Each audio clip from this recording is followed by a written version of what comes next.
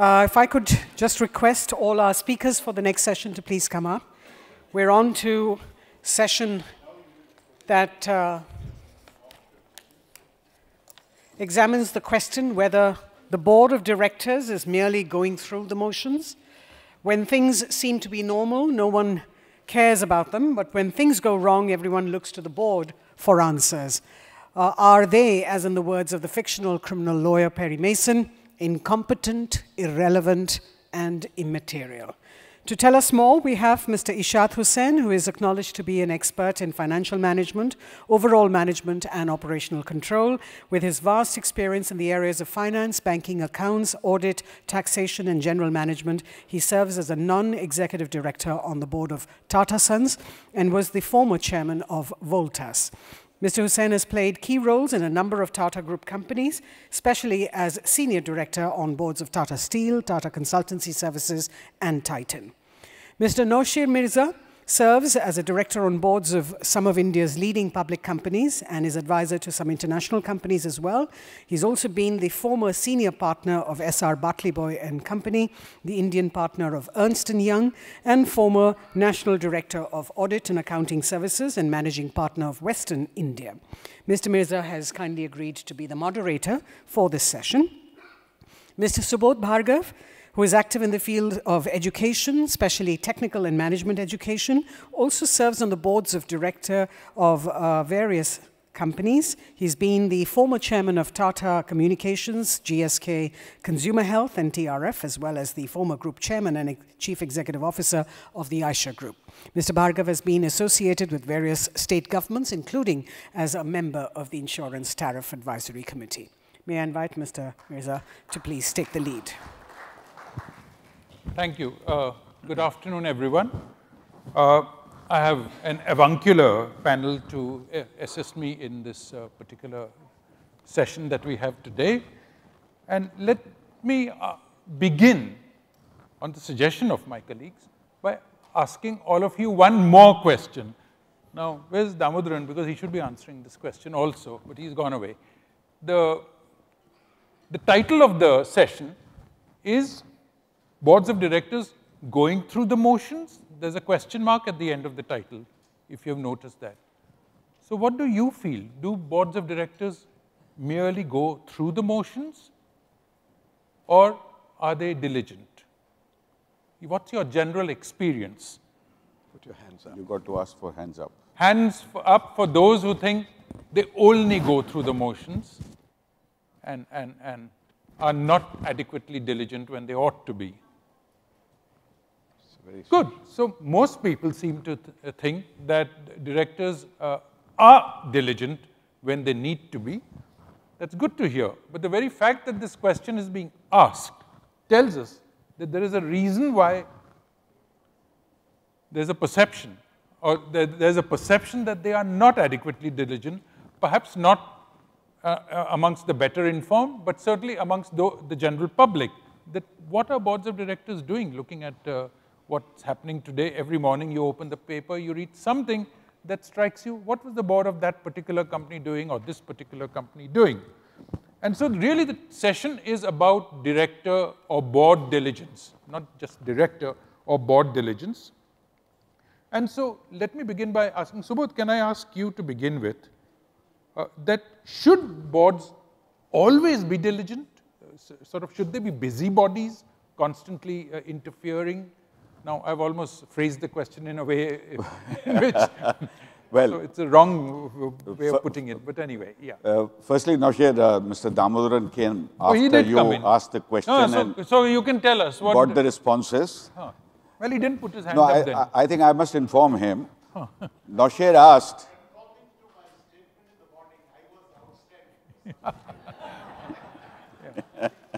well, you asked us a question which I put back to the audience, including you, but you were not here to answer it.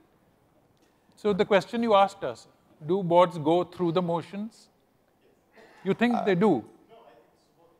Okay. Well, I would say that your opening remarks and response from the August House here, and the context, what has been stated in the title for the session, I think boards are looked upon to when the things are not going well. In the normal circumstances and under different conditions, boards do get somewhat less involved in a manner. And I think there's a little difference between boards going through the motion or the committees of the board going through the motion. I mean, a lot of task is performed of diligence in the committees, whether it is audit committee or other NRC, etc. In fact, what I understand in Tata Group now, what they have suggested is all the independent directors would be members of the audit committee. And therefore, the substantive issues of diligence, which would have avoided some of those recent high visibility, high profile instances, could have been perhaps managed a little better. There are larger groups which have got number of businesses, number of verticals, number of, not necessarily I'm talking about subsidiaries which may have their own boards, but the verticals. Now, Larsen & Toubro is one of them. The company has divided its operations or businesses into 9 different verticals.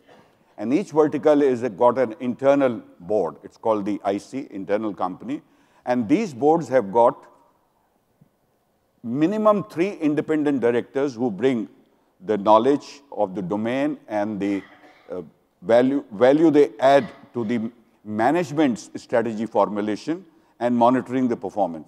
So I think to say that boards go through the motion is perhaps not that substantive as its committees and its agencies which manage the organization for good governance, good performance.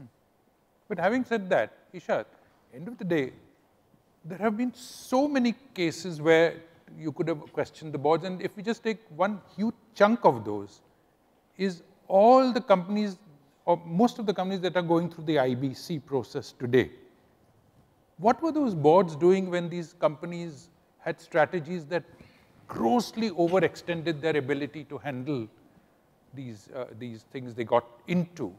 Were those boards not diligent, and what should they have been doing?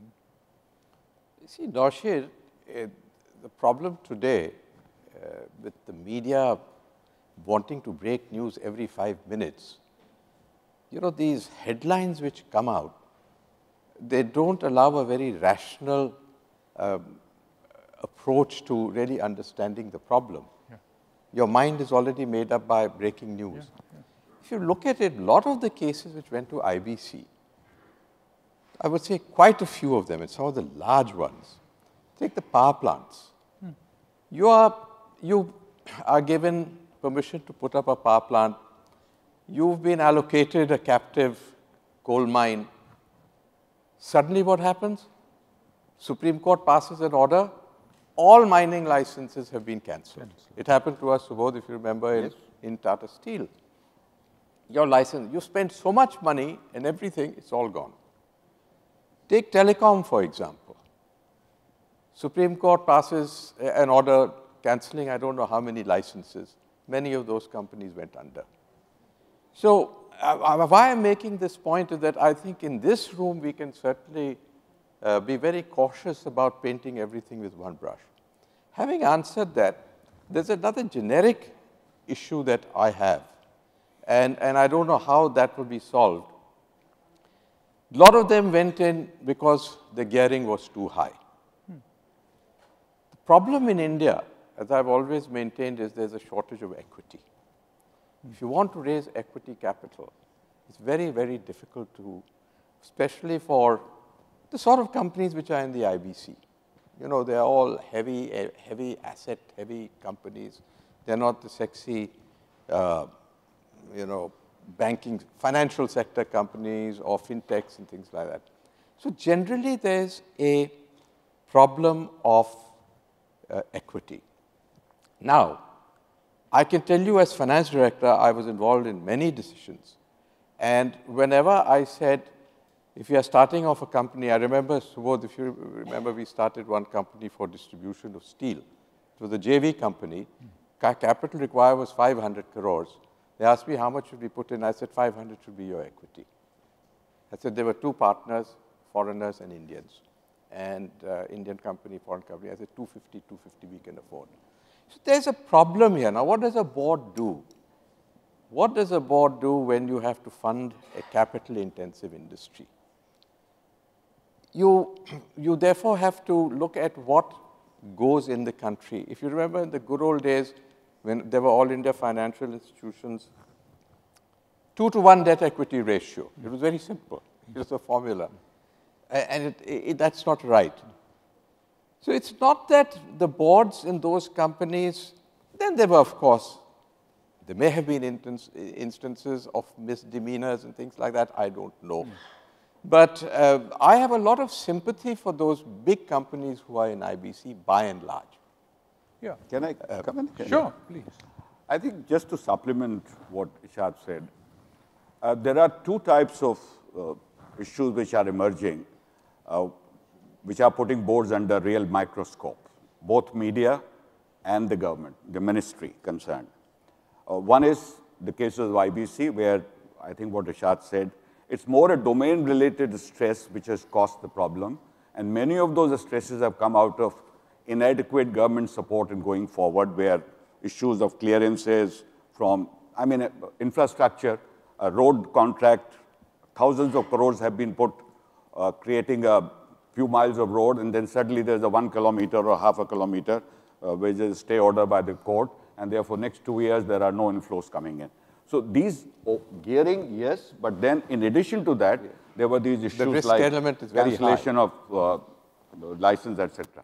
Then the second is the issue which have been really high-profile cases, talked about from Nirav Modi to Jet to what have you. I think there, if it's been a fraud or let's say an intent which was not kosher, how does the board get to know that except through its committees to an extent only, not even fully? Even committees have got access. Board members can't get into the books of the company or question the data which has been validated and certified by the directors. Even audit committee cannot go beyond the direct auditors and the internal auditors validation. So to put board into the at the centerpiece of these cases which have been high visible cases talked about in media, I think is putting the board little unnecessarily under stress, which is perhaps not valid in its context. And if I can press both of you. If I may just, the most talked about one is ILFS. Yeah. Now we are talking here in, what are they called, Chatham House rules. I have it on good authority, and I think many of you know that. The funds requirement of ILFS was well known. Everybody knew that ILFS was having cash flow problems. The board had deliberated and made recommendations for capital infusion, and the capital infusion didn't come. And there is one party who's responsible for it. Yeah, but I mean, this is a fact. And everybody thinks that there may have been many wrongdoings in ILFS. I'm not absolving ILFS, but I'm saying that the board was not sleeping at the wheel. This board had recommended 6,000 crores of capital infusion. Yeah, but if I can press you, Ishaat, on this, and Subodh, both of you on this, should boards be diligent and say stop when you're putting such huge bets that they are likely to threaten the very existence of the company if those bets don't come through? And if you are going to get into, say, a road project, to take your example, Subodh, and it's putting at stake maybe 10 times or 5 times the company's equity capital, and you know in India that there are these situations where somebody will go to court and block you, and the boards nevertheless permit such a huge bet which threatens the very existence of the company. Were those boards diligent in it? May I answer that, Subodh? Sure, either of you. You know, why don't you ask the lenders why they were lending to those companies? That was my biggest problem as finance director of the Tata Group. Sir, आपको जितना पैसा चाहिए हम देने को तैयार हैं. I used to tell them, no, no, please don't say that. Ishaat, I didn't What see you about- eating all the food at lunch out there. Why did you restrain yourself? Why didn't you have a bit of everything there? Where? At the food. The board should have acted with self-restraint. Just because any amount of money is available, they keep taking it till the company sinks. But you see, I don't think that's a good... I would also add to what Yes, certainly. Ishaat said. Number one, I agree that board's wisdom is in evaluating an affordable risk. Yeah. But board, on the basis of information available as on date of the decision, has to make certain assumptions. These assumptions of license being withdrawn, mining licenses being cancelled, were not in the frame at that time. And therefore, board took a decision to commit itself to a project of size X based on its own balance sheet, assuming there would be delays of the normal nature, not abnormal nature of obstacles coming in the way. Maybe there would be some exceptions. I'm not saying so. And especially where the leveraging was allowed not only by the banks, but also by the project owner. Project owners, by whatever reason, wrong or right, kept on giving assignments to entrepreneurs who were already overburdened. For what reason? Let's not talk about it. I think the intermediaries have a role to play. The rating agencies have a role to play. They did. And the board looks at all these things. Yes. If I'm being rated AAA, who the hell am I going to say? I don't have all the wisdom in the world to say that, no, I still think you're doing the wrong thing. Yeah. After all, it's a collective decision. You exercise your collective judgment. And from my experience, I was going to crack a joke, but I'll come to that later, about this whole question which Mr. Damodaran has asked us to address, but I'll come to that later.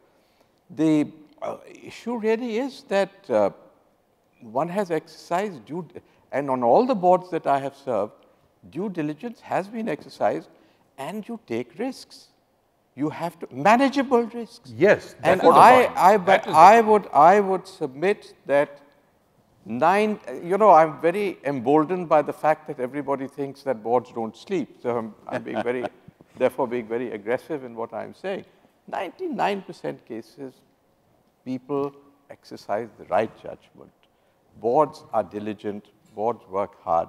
See, the frauds and things like that, that's a separate issue. And how many frauds really take place. They ought to have been diligent. So, as I was saying, that, between Subodh, you and I, we have sat on over, I would say, easily 1,000 board meetings we must have attended amongst ourselves. I agree on that. Do you think we were sucking our thumb for 1,000 board meetings? No, we're having cashews. But But now if I can just shift the conversation to quite a different area. There's one area in which the new Companies Act now, and you're all aware of it, puts a far greater onus upon companies and obviously on their boards, which is to address stakeholder issues. And indeed, there's a provision in the fourth schedule, which, and I quote the exact words of that provision, and somewhere here also it comes up in one of those questions, that companies should balance the interests of all their stakeholders. How diligent have, Subodh, boards been in this area of looking at stakeholder interests and balancing? I think it's a work in progress. A few years ago, perhaps there was a zero focus beyond the shareholder. We firstly, it was only the promoter, the majority shareholder. Correct. It moved a step further to bring in minority shareholders with certain degree of activism from various institutions. But subsequently, I think, whether it is other stakeholders are coming more and more in the focus at the boards. The customer, the employee become in focus, not necessarily at the board, but by the management itself for its own comfort level. Otherwise, they will fail totally. But there are certain areas now, society, whether it's CSR driven or otherwise, that you value community around you, if not globally. There is issue of environment. Once again, very clear focus. But I think one area which perhaps doesn't get still adequate attention from the boards is the value chain. The supply chain on one side and the delivery channel on the other side. And supply chain is so critical, and I do find, and my own experience is, then when you have raised these issues in the board, the executive management has responded or not responded, or responded by saying, we'll manage it.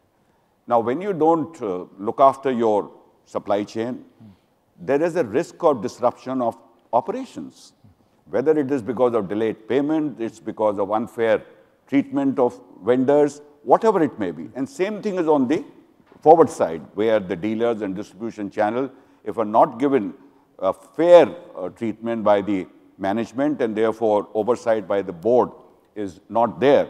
And I think this is one area which I strongly believe needs much greater focus from the boards of the, amongst the other stakeholders. It's not only just community, it's not only just environment or regulator, but there is equally the value chain. Yeah.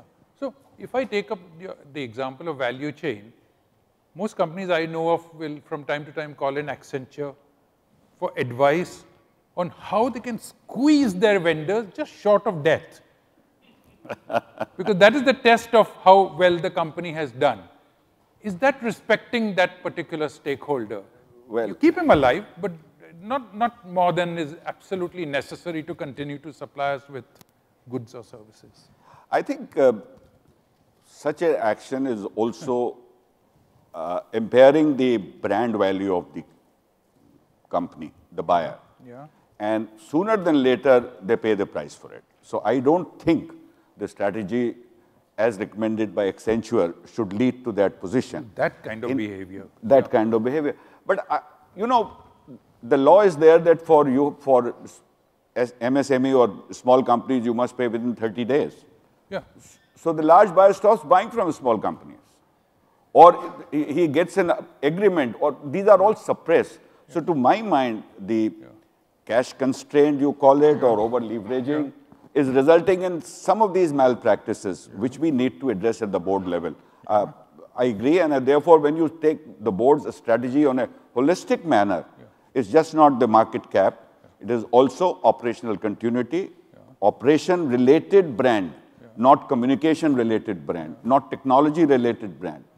Operations do affect a lot, whether it's your own employees or outside.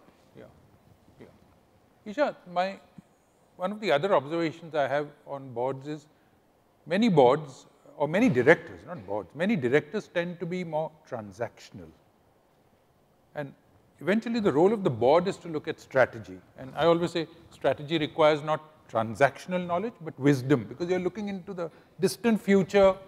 There is no certainty about anything. What's your observation on this? No, it's a very valid question. I think as a director, you should keep questioning yourself as to what is my role as a director. I think this is an issue which you should ask yourself every time before you walk into a boardroom. What is my role? Be very careful, especially those who are also professionals. Because,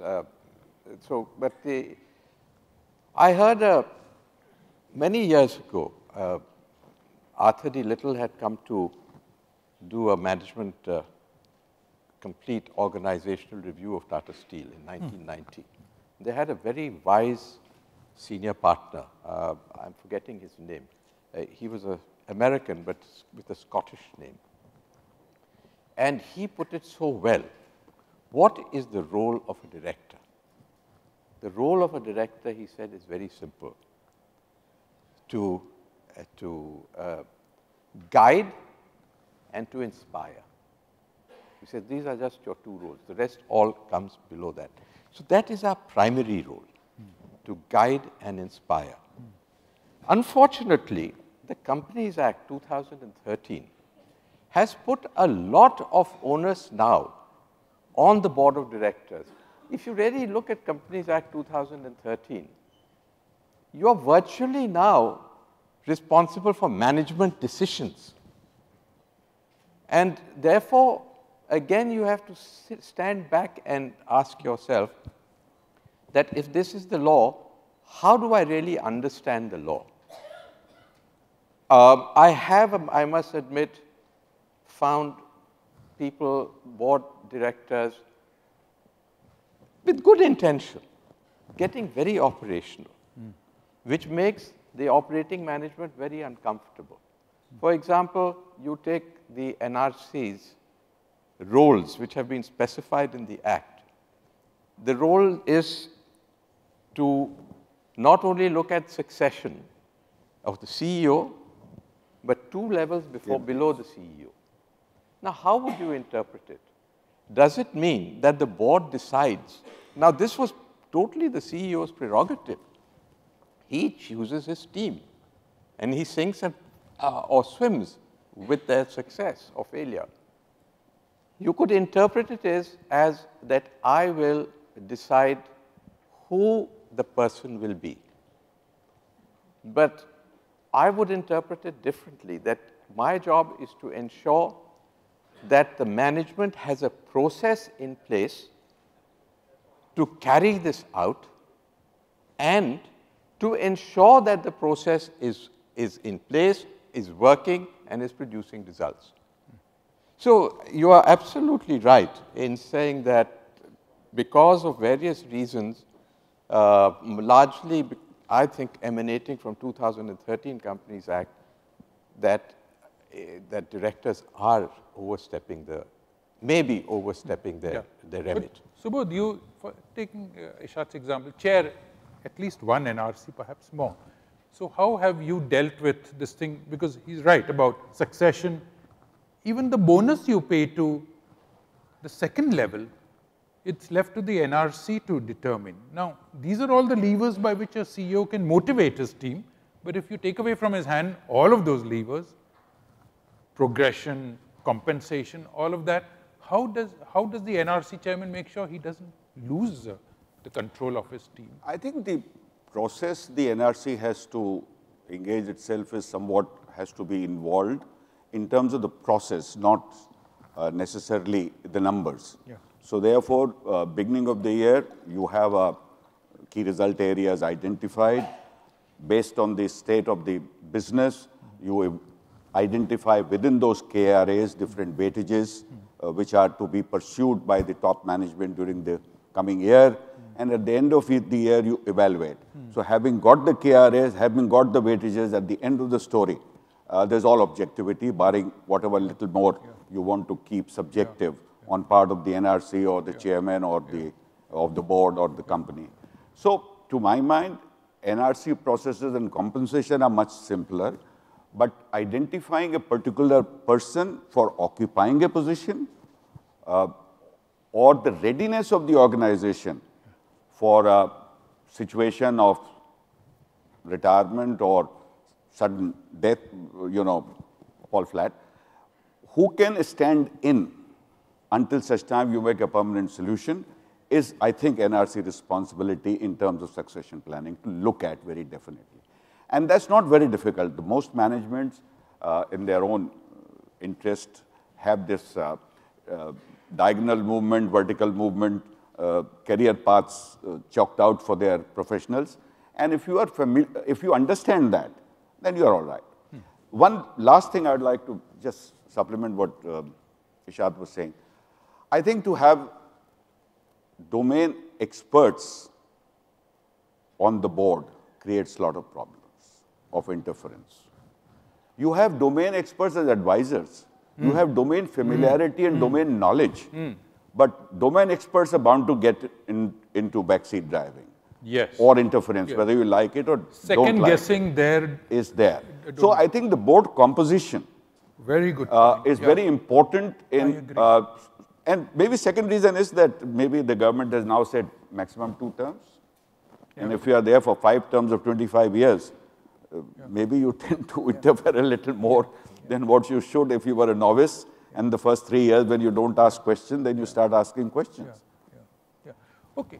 One of the, it's not an excuse, but one of the things that independent directors often complain about is that the environment in the boardroom created by the chairman perhaps, or by the controlling shareholder who perhaps is also the chairman, or in some cases the CEO himself, is such that it doesn't enable them to be diligent, even where they should be diligent. What should independent directors confronted by such a situation do? I think the answer is very simple. Yeah. Walk. It's already, it's a free world, you can walk. But, you know, it's an interesting point you're making. I think that the chairman of the meeting, the chairman of the board makes or breaks the board. Yeah. You know, whether he's executive or non-executive. Yes. You know, so clearly the chairman plays a very important role. And I've often made this statement that if you ask me to define what is good governance, I don't think I can define it. But I can see good governance and I can see bad governance. I can observe it. It's an observation. And that comes from what you are saying. The chairman, does he, first of all, are the board papers sent to you on time? I know of one instance, Ramesh is here, he will recall Tata Finance when it's collapsed. And the great Freddie Mehta, a man of that eminence, when I said, sir, how did this happen? He said, I didn't know the papers used to come to me at the last minute. So, you know, there are instances. I think how the papers come, the quality of the papers, the transparency and the information shared, the way the chairman conducts the meeting, is there open discussion on matters? What is the follow-up on the matters we discussed? So it's really a lot of process, and it's a lot of process backed by form. Now, if you're unhappy in a place, and I must say, I was on Tata companies as their nominee, but I was on 2 or 3 independent boards as well. I never thought of ever walking away from a board meeting, but had I come across, so you have to therefore choose. I mean, before you take a board position, you also do a sounding out. And clearly, my only answer to your question is that if you are feeling suffocated, then walk. Yeah. Yes. Because you can't throw the fellow out. I think he's in the mood of walking these days. He told me that he's not going to join any board. But let me say that I agree, firstly, what you said about chairman. But all that I want to say is, I would make my point known, I would tell the chairman, but if still the behavior doesn't change, then I would. I think what is important, why boards go through motions. Let me just cover that very specifically. First is, look at the multinational companies' Indian boards. Multinational companies have such deep, diligent process of monitoring performance, monitoring their global group values, etc., that really Indian boards become as certifying boards. They don't have very much to add. Little bit here and there, you get an opportunity on strategy or risk or something, but by and large, this is all decided up country. Second is where the things are normal or upbeat. And your assessment of the board is that you have a very competent management, doing a great job, achieving targets, being transparent, then why do you want to speak for the sake of speaking? Sure. Why do you want to challenge for the sake of challenge? Yeah, explore most certainly, but the end of it all, you got to motivate and inspire the management and support them in achieving what they are set out to do. And thirdly, I think the question of chairman's role depends on how much airtime he takes himself. And if it's a legendary chairman, then you are as such already 50% motion only. There is also this question of what I would say, not only the sort of airtime, but also involvement and chairman's respect for the board members. Does the chairman think that the members of the board can add value? Their experience sharing would be good for the company and the management. So I think chairman plays a very, very significant role, whether executive or non-executive, as he said, in pulling in the directors' value-add capabilities. Yeah. If I can just supplement what both of you have said is, certainly if I join a board, I would also think, one, why are they asking me to join this board? What do they see me as doing? And second is, do I believe that I can influence the way the chairman is going to conduct the board or run the board? Because if I feel that I'm not likely to be able to do that, the chairman doesn't really have much respect for me. He just thinks it's a nice name to have on the board, and that's why I invite him. I would be hesitant to join that kind of board. But inevitably, these are all assumptions you make when you join. After you join is when you really know how things are happening, no matter how much of diligence you do in advance talking to other existing directors, because they come with their own orientation and they've been on the board earlier, so they think differently. So certainly, what about directors' own personal weaknesses and failings? We as human beings don't like to be disagreeable. So many times we remain silent, we acquiesce in situations where we shouldn't acquiesce, we should stand up and object. Have you in your experience actually seen that kind of position happen? Another weakness, normal group thing, people don't really do enough diligence of the topic that's put on the agenda. And if there's one director, more likely the MD, who says, this is a great idea, he sells it to you with a beautiful presentation, you tend to normally nod and say, looks okay, and don't ask the questions you should be asking. Are there individual failings we as humans have? No, I think, Nawshir, personally, I can't think of any instance where I've been a fly on the wall. But what I can say is generically, and I include myself here, is that as our culture is such, our culture is differential. Now, whether it's a good thing or a bad thing, I don't know. Yeah. The fact is that we are very differential, and I have seen on some of our boards where we had overseas foreigners, I found the foreigners to be far more forthright in what they said. I would probably say the same thing, but I would take probably 10 minutes over it. That chap would say it in 2 sentences. So we are a bit differential, and I think that is a cultural thing which may be coming in the way of our really having truly effective boards. Yes. I would certainly suggest that that's a factor.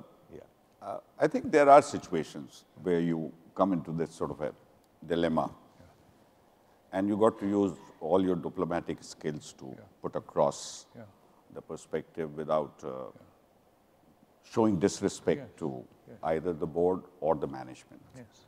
And what I find in most effective boards, there's someone or the other who breaks the stress by some humorous question or adding a sentence here or there, which breaks the tension at the table, and which then enables your inhibitions to express your views or being over thinking how to present my views does help. And I think this is where the composition of the board and the people who are there on the board, and I would certainly, apart from anything else, in the past chose boards where I found that there were peers around the table who could bring a lot more value to me, apart from the chairman. And I think that's where ultimately we should be aiming, where the boards, members, non-executive, independent, executive, support each other, complement each other in enhancing the value creation by the board for the company. Can I share one example with you about what Subodh is saying? I was a director of Titan for 28 years. I never realized it till they gave me a farewell to say goodbye to me. So I have seen the company grow from nothing to today is the second largest market cap company in the Tata Group. They came with a Xerxes Desai, who was really a visionary guy. Xerxes had went into the watches business, and within 3 years, he had reached his capacity of 3 million watches. And he was looking for another thing to get into, and he came up with jewelry. He wanted to go in for the jewelry business, and we all thought he was nuts, right? And Mr. Tata always gives this example. Ratan always gives this example. And we all thought he was nuts, but you know, Xerxes was a very persuasive sort of guy. And we all, you know, he was so successful in the watch business, so we said, okay, go ahead and try your hand. But he had to go to Bombay House also to get a nod.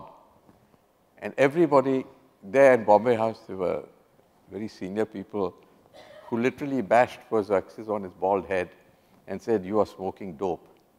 But the only guy who supported him was J.R.D. Tata. He said, go ahead, my young man. And look at it today. The watch business is this small, and the jewelry business is 80%. And yeah. So now when you come to this, now how do you question these decisions? If it had failed, you would have been asking me that, were you sleeping at the wheel? But today, the company has 120,000 market cap. So when you come to these entrepreneurial decisions, there are some decisions which are entrepreneurial in nature. And there you have to take a bet. Yes. You have to take a bet. Yes. And this is a sort of place where I think really the board gets into dilemmas.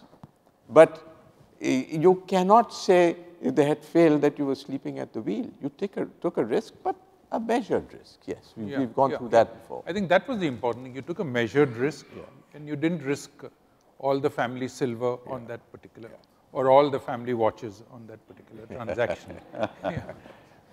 Okay. Questions from the audience, because I forgot to say much earlier that I would like you all to participate. So at this particular point, before we go further, do you have anything you want to ask, comment on what we have been saying?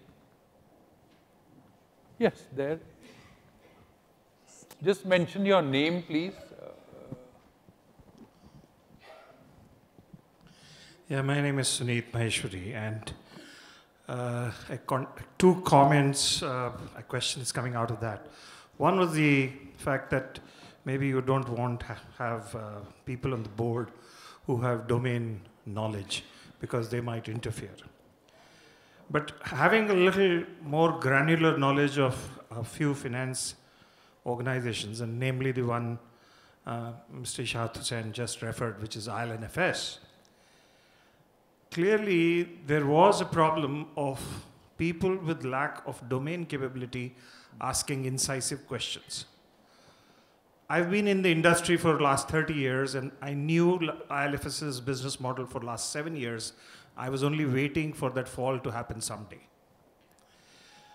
Because when you borrow on a monthly basis, and you lend on structured finance delayed payment, one slip up can actually cause that downward spiral. And they had only 350 such cases. So, nobody actually did at the group level a group situation of how the ALM would work should something happen. And as happens in many such situations, one downward spiral kind of feeds onto the other. So the comment I have is this case of not having domain capability is a kind of truism in all situations? At least in banking sector, I can say that people who are there on the board are mostly people who don't have the kind of incisive domain skills to ask the right questions why the NPAs are actually happening. You had two, you said. Yeah, one is a comment with respect to IL&FS, which, obviously the board was being shown what it is. And so when you decide decisions based on what you see, on what is being presented, then obviously you would be able to take those decisions. Yeah. And that's the comment that is linked in. People who had domain knowledge knew what they were doing, and that Ravi Parthasarathi was actually driving it sooner or later in that direction. Probably had he been around, it would have not tripped. But with him not there, it was inevitable. No, I agree with you. Subodh has made a general point, but I agree with you. In financial services, I think Mrs. Gopinath is here, she will also agree that you have to have some real specialists on the board. Financial services is an area where Subodh, I think, I would go along with that. I would not be advocating against domain knowledge or domain familiarity. My comment was regarding domain expertise. Experts. And certainly not financial sector. I know nothing financial myself, sector, you need but experts. Operations where there are, yeah. To my mind, expertise creates some conflicts, whereas knowledge is necessary, familiarity is necessary. Mr. Damodar. The mic up here. Who has the mic? Here.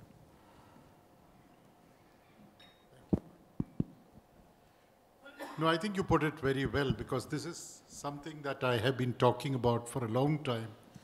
Familiarity, yes. Knowledge, yes. Expertise, question mark. Because the expert tends to look over the shoulder of the management. And then if the expert is a former executive of that company, it's worse. You get to this thing of when I was CEO, and that is,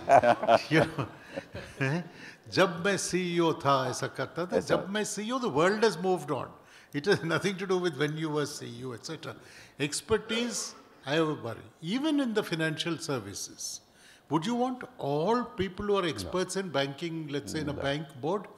You won't get a decision taken. Because for every decision that my friend Mr. Tangsale will suggest, if I have somebody, she's a central banker, so I won't take her name. But if there's somebody else on that board who's a banker, say, no, that's not the way to do it. And there won't be agreement. Among experts, agreement is not easy. In a bank board, I think you need to have somebody who represents bank customers. Because they're the guys that, go to the bank branch, transact or go to an ATM and have failed transactions. If they have their voice in the boardroom, the banks will run much better. I'm not saying all of them should be customer people, but you need to pick out different stakeholders, not have one expertise across the board. But the question I wanted to raise, this was a comment on what you said, elaborating on what you said, and I'm entirely with you on this. Question I wanted was to go back to what Ishaat said. If you have a problem in the board, the chairman is not listening to you, then you walk. I've thought about this very often, not in my own context. No chairman has been that bad to me, so I haven't had to discuss it, but in the abstract, when you are elected by the shareholders, even if the election is a routine that they go through, there's an expectation from them that you will remain on the board, ask the right questions, protect their interests, those who are stakeholders but have no voice in the boardroom. Now, if every independent director who is independent-minded, that's a shrinking species, independent director is independent-minded, but they're the ones who will have the problem that you have. This guy is not listening to me. So what is the option? Do I stay in there and fight, or do I just walk out? And who benefits the most if I walk out? The guys that wanted to see my back. They are the guys that benefit the most. Should you not stay in there, make a nuisance of yourself for some time, hoping that maybe others in the board will finally see reason in what you're saying? I don't know. This is a tough call, according to me. Can I come in before Ishaat? Yeah.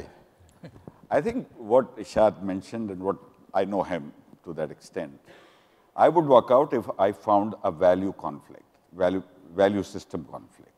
I found something extremely uncomfortable. And I don't think as an independent director, I have a right or an expectation that my views must be converted into a decision of the board, very clearly. But I think what he's talking about, the dynamics of the board, if it becomes painful, either because of the dynamics or because of the value systems where your conscience doesn't permit you, I think it's walkout is the only way out. No, I an also, easy decision? you have cleared it. I made a statement which was very, then we can dissect that, and we are now dissecting what I had said. I entirely agree with you that I have been appointed by the shareholders, and what I had more in mind was what he was saying. If I know there is wrongdoing, with which I am thoroughly in disagreement, then by the way, now the Companies Act says that if you resign, you've got to state the reason. And so I would state the reason. See, Mr. Damodar, there's one attendant problem here is that when do you blow the whistle? It's a very, very, suppose I was in the bank, suppose I was the director of Yes Bank. When would I, see if I blow the whistle, the thing collapses that very minute. So at some banks, Institute of Chartered Accountants came and discussed this problem with me. I said, you know, you should work through the regulator. Even in a company, if I was the director of a company which I know is in deep financial trouble, if I resign because it's in deep financial trouble, something that's not the right way to go. I would go to the bankers, go to the MCA, explain to them the problem, and work through the system, through the intermediaries, etc., rather than blowing the whistle in the public. So there are, these are very delicate issues, particularly when it comes to financial services sector. Because in financial services sector, you are red one day, green one day and red the other day. Yep. Manufacturing, you've got amber, you know, you've got time to take corrective action. Lehman was there on Friday, not there on Monday. Particularly the financial services sector is very, very difficult when to blow the whistle, and in any other company, when to blow the whistle. It's a very difficult call. The example that you took in the Yes Bank, nobody's expected to say no, it's called Yes Bank. Any other questions? Or any other comments? I was also, of course, one observation. The problem has always been whether the management only presents what they would want the board to hear, That has always been the biggest challenge to every board. And yes, we need to ensure that we get what we want and also keep our eyes and ears, open. The other issue is really these days it's not so easy to walk out. See, if one were to resign from the board and then, start questioning, maybe you're resigning because you're uncomfortable. It doesn't mean you have identified what the issue is or whether you don't know whether there is a problem, whether there is a fraud, whether you're unhappy with the governance. But then the resignation itself would trigger an alert, which could be a false, positive or whatever. So, what I'm saying is things are not as easy as they used to be in the past, where you could probably resign and nobody would even notice it. Well, I'll give you an example. This is exactly a situation I had, and I resigned from a board after being on it for only 3 years. Because what I discovered was that all of the directors except myself played golf. And this is not a joke, it's a serious thing. Most major decisions were being made on the previous Sunday on the Willingdon golf course. And I would come to the board meeting and find there was no discussion, because if you raised an issue, you were told by the chairman that we discussed it on Sunday and everyone else has agreed. So at some point then I realized that I was not serving any purpose on that board. I thought you realized you should start playing golf. They suggested it. In fact, they pressed me several times. I flatly refused. Like I refused to have WhatsApp. Yesterday on another board I was being told we should use WhatsApp. I said I refuse to have this thing in my phone. So then I resigned, and it would be suppose I had given this reason that this is what happens. I would have thought I'm looking very stupid, and certainly everyone else would have thought I'm stupid.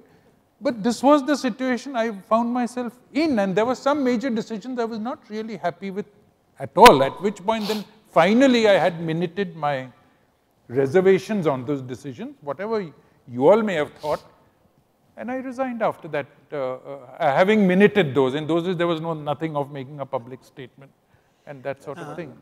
Sir, having been introduced by Mr. Damodaran as a banker, a lender, I thought I must come out with some reflection and seek your guidance. I was very happy when Mr. Ishaat Hussain talked about the inconsistent and uncertainty in the government policies, mining, telecom, so on and so forth.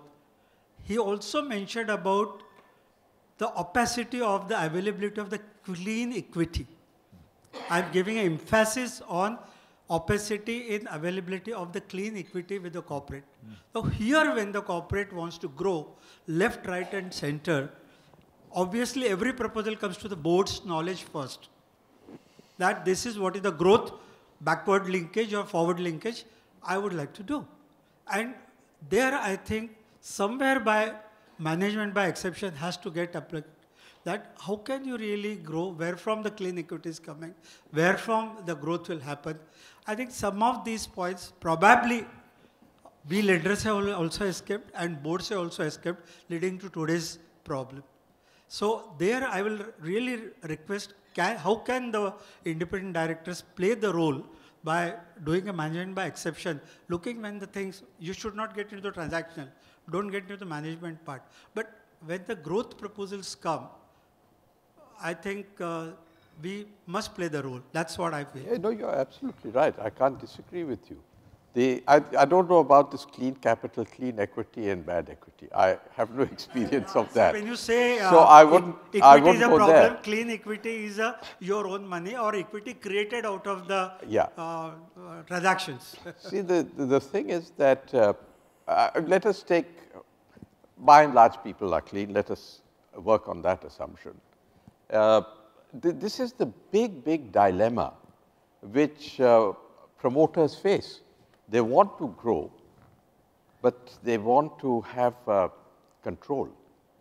Control is very important. And how do you fix that? In the Tata Group, we diluted ourselves. Yeah. In the Tata Group, we diluted ourselves till Moneybags TCS came. And now there are rights issues, preferential issues. You have the funds, you take your holding up. Yeah. But then they have talked about non-voting shares.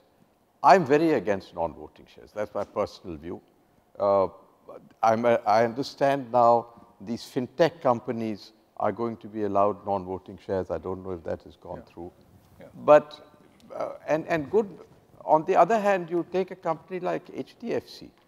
The whole HDFC group, if you look at that group today, it is the largest group in terms of market valuation. It leaves everybody standing, especially if you take their other jewels which they have not listed as yet. But they've not stood on formality. You know, they have, HDFC holds how much now? Only 26%, I think, in HDFC Bank, or even less. Yeah. So this is a choice. And clearly, as far as the board is concerned, the board should take a stand that it's, and see, the promoter has 50% stake. If he doesn't realize what's good for him, it's unlikely that I'll realize what's good, make him realize what's good for him. If he really wants growth, then he will come down. And the board should press him that growth is good for you. If you don't grow, you will die. So it's in your interest to Yeah, but Ishaat, many of these companies have died because they grew more than they ought to have been growing. Or through debt. Take his point, in fact, to take his point, yeah. What do independent directors do? And I think promoters and even managements suffer from hubris. And when this Arthur D. Little man said something about what, cheering on the, or encouraging, or what was that? Yeah. I think there should really be a yin and yang in the board. It's for managements to be optimistic. It's for outside directors to be the pessimists in the board. Because if they're also optimistic, where is the balance? Everyone's cheering on a hubristic No, let me clarify the way he said inspire. Yeah. I have my old general counsel friend, you know him, Bharat Vasani. I used to have debates with him. Bharat Vasani's view of an independent director is that he's a leader of the opposition. You see, it is in that context that I'm using the word. My job there is to support. When he says inspire, support management. Sure. But he also After says you guide. agree with what he also said guide. If you think through it, it's a very good template. Guide. I would be failing in my guidance if I didn't tell the guy that, listen, you're heading towards hubris. Yes. But if he comes up with a good idea, or if he's, you know, the market is down, he's not being able to work, I have to inspire him. Yeah. I don't have to be the leader in the opposition and say, you've missed your target, you are sacked. But Ishaat, today the law, or certainly the expectation is beyond merely guide. It says put your foot on the brake as the outside director. 2 minutes to go, so last question. Anand, now he put his hand up before you and it's the last one. That's the worst example of board of good. Leave public sector out, they are beyond. Joint secretary runs the board. Yeah, leave them out here. My name is Deepak Sethi. Yeah.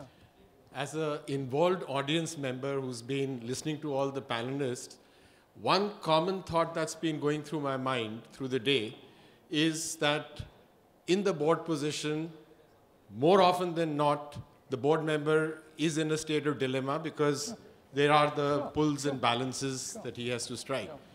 And I've been trying to ask myself, what would I have done in that position? For example, jewelry versus watches, you know, those kind of situations. And a lot of issues to do with compliance, etc.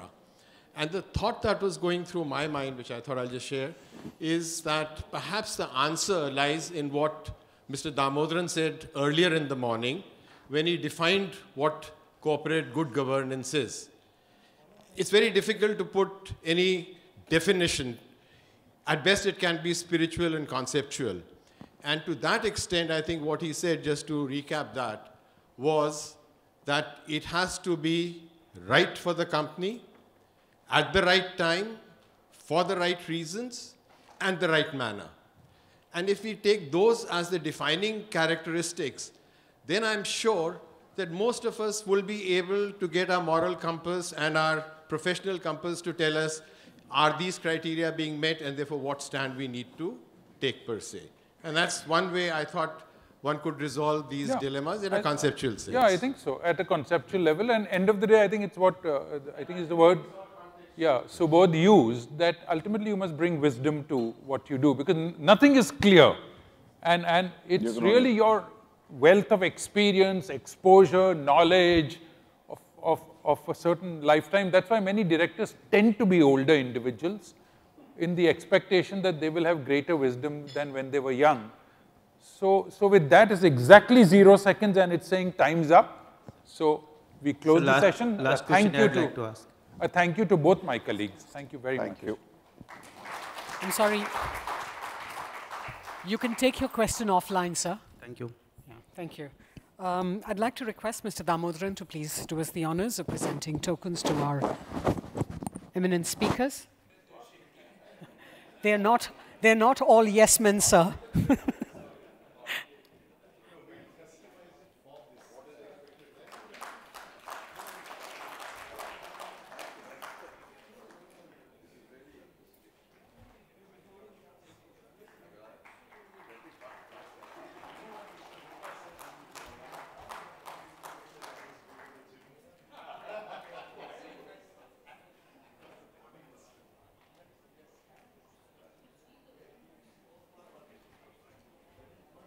A group photograph, please.